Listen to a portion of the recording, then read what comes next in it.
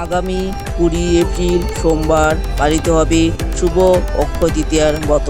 তবে তৃতীয়া শুরু হবে মূলত 19শে এপ্রিল রবিবার দিবা 1:14 নাগাদ এবং থাকবে 20শে এপ্রিল সোমবার দিবা 10:53 পর্যন্ত।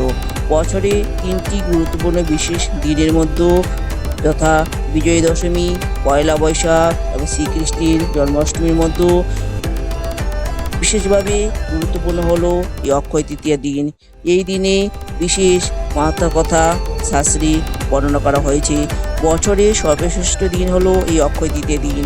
তাই এই দিনে অন্ন, বস্ত্র, জল যাই দান করুন না কেন তা সবই অক্ষয় ফল প্রদান করে থাকে।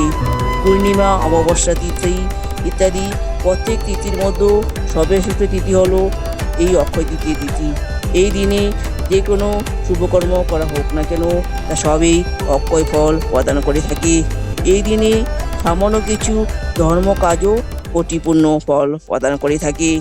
এই মাসের অনেক মাহাত্ম্য রয়েছে, যা জানলে বা কিছু পূর্ণকর্ম করলে বা কিছু দান করলে জীবনে সফলতা আসবেই। এই দিনে সত্যযুগের সমাপ্তি হয়ে ত্রেতা যুগের সূচনা হয়েছিল।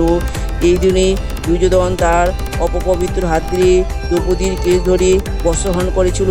ভগবান বিষ্ণু তাকে রক্ষা করেছিল, কারণ সুদর্শন চক্র দিয়ে যখন ভগবান শ্রীকৃষ্ণের একটি আঙ্গুল কেটে যায় তখন দ্রৌপদী তার কাপড়ে একটা টুকরো দিয়ে বিষ্ণুর আঙ্গুল বেঁধে দিয়েছিল এই পূর্ণ অক্ষয় তৃতীয়ার দিনে।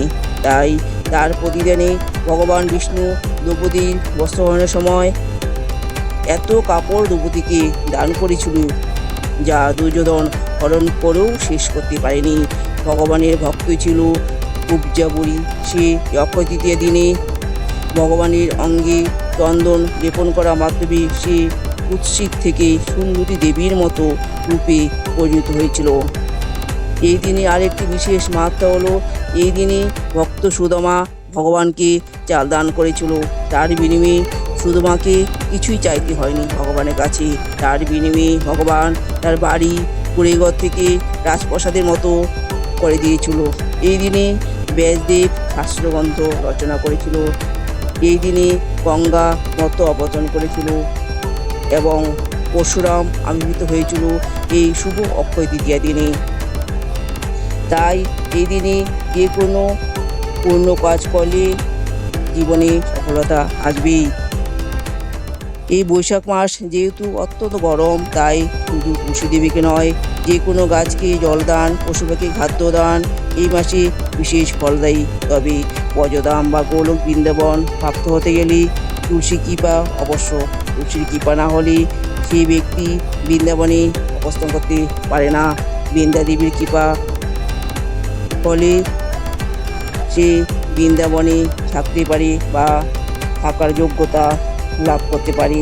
তাই যে কোনো ভালো কিছু দান, যেমন অন্নদান, বস্ত্রদান, জলদান এই দিনই বৈষ্ণব সেবা করাও অত্যন্ত শুভ মঙ্গলময়। এই দিনে তুলসী বৃক্ষরোপণ, দান এবং তুলসীর বৃক্ষে জলধারা প্রদান করে এবং ভগবানের চরণে 108টি তুলসী পত্র চন্দন মিশ্রিত করে ভগবানের 108টি নাম উচ্চারণ সহ ভগবানের চরণে অর্পণ করলে ফুল মালা নিবেদন করা অত্যন্ত শুভ মঙ্গলময়। গীতা, শ্রীমদ্ ভাগবত পাঠ, উপনিষদ দান করা এই দিনে এবং পাঠ করা অতি শুভ মঙ্গলময়। এক কথা, এই দিনে যাই পূর্ণকর্ম করা হোক না কেন তা সবই অক্ষয় ফল প্রদান করে থাকে। তাই বন্ধুরা, এই ভিডিওটি তোমাদের ভালো লেগে থাকলে কমেন্টে জয় শ্রীকৃষ্ণ লিখতে অনুরোধ রইল এবং চ্যানেলটিকে সাবস্ক্রাইব করে লাইক করার অনুরোধ রইল। হরে কৃষ্ণ কৃষ্ণ কৃষ্ণ হরে হরে, হরে রাম রাম রাম হরে হরে। জয়